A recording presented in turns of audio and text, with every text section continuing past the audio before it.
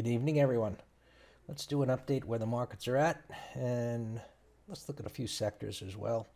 One of the things I mentioned in the letter on Monday was that the markets had been moving up with relatively even ranges or smaller ranges, and that's actually bullish. And what I also said was that ranges will begin to expand near the end of the move, short-term end of the move, and that's what we have begun to see happening here yesterday and the day before as the range began to, open up here. Let's just mark them off. You can see the range is beginning to expand where, have a little bit of an expansion there as it broke out above the range, which is what we want to see. And then it narrowed, some hesitation, and a little bit more, a little bit more, a little bit more. And now today, we've got this candle with the smaller candle body where, momentum is stalled, and what we would expect from here, is a pullback, a normal pullback. We've also mentioned the market internals, which have been giving a little bit of a warning sign, and we'll take a look at those. Let's get rid of the marker here. Okay, but let's look at the other markets first.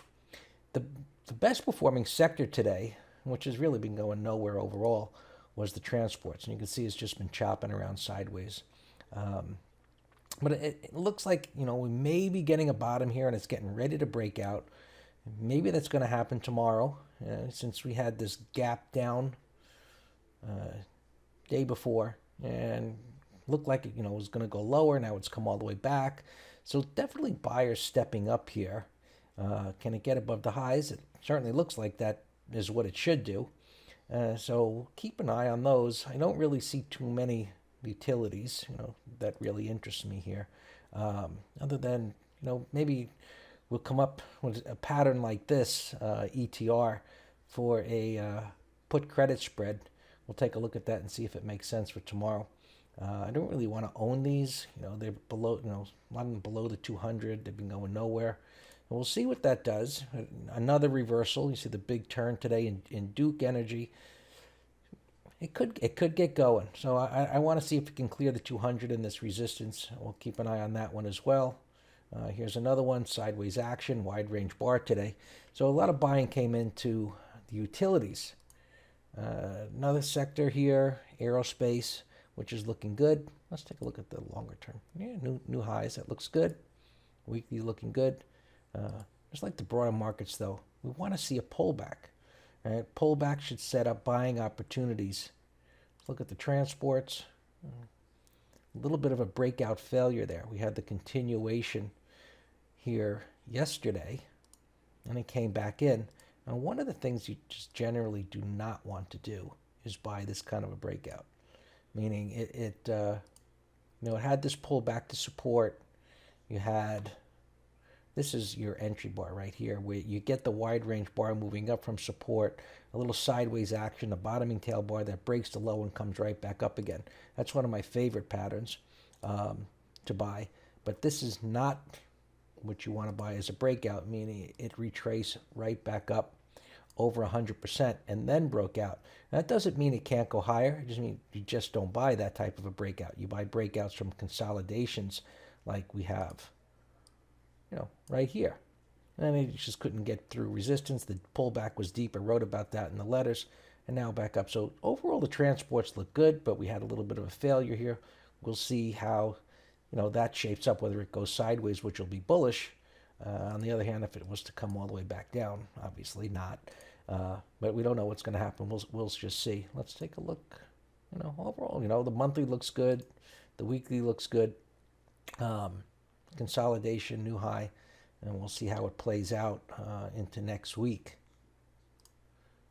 NASDAQ 100 obviously looks great. Let's go to the daily.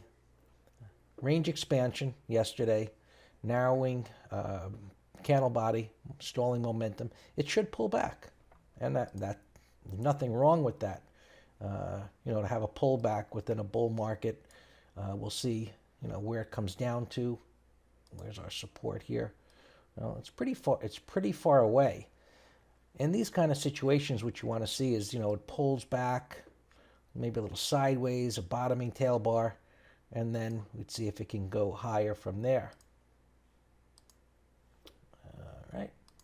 Now, okay. Technology, which I showed you in the letter on Monday, and it's been moving up nicely. And lastly, I want to show you the internals that we've been talking about. So, I was looking at this today and saying, well, with the stall in the momentum that we had today, and the range expansion, prices should pull back.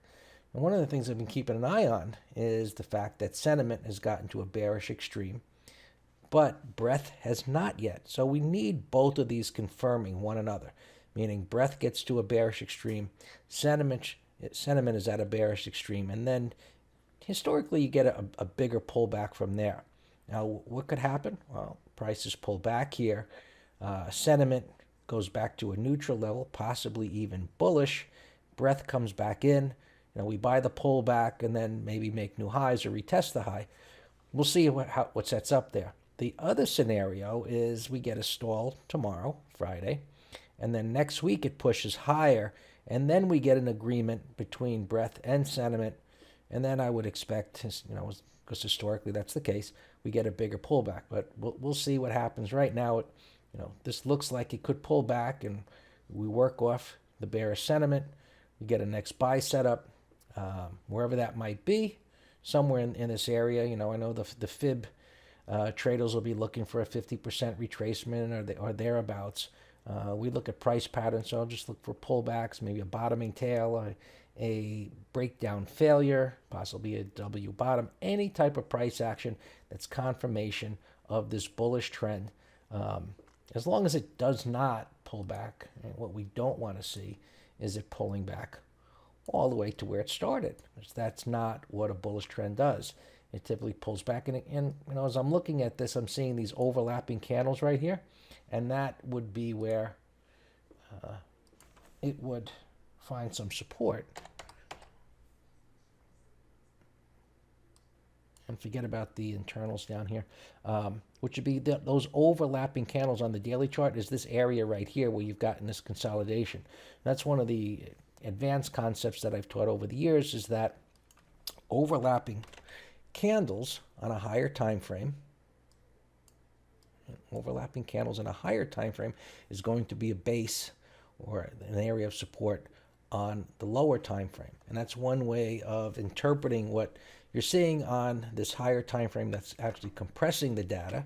And if we go down to the lower time frame, you see that that's where there was that overlap or that stall. So tomorrow's Friday. We'll see what shapes up from there. If it's a stall, if it's a pullback, or if it goes higher.